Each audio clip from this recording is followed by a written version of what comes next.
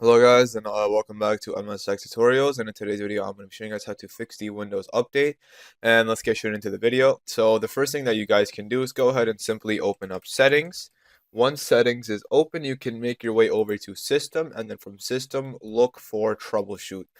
Now, once you find troubleshoot, you can go ahead and click on it, and then you want to go ahead and now look for other troubleshooters. Now, once you go ahead and click on other troubleshooters, you want to look for Windows Update, and you want to go ahead and hit run.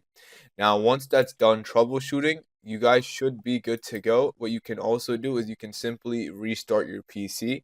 And once another thing you guys can do, which is kind of, it would take a long time, but you can re-download Windows 11. So you can go into your browser, type in Windows 11 installation, re-download Windows 11. Basically, you can do it from a USB flash drive.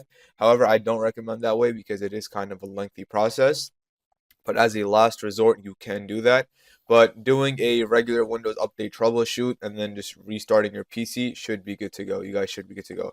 And that is it for the video. Thank you guys for watching. Make sure to give the video a thumbs up, subscribe to the channel, and have a great day.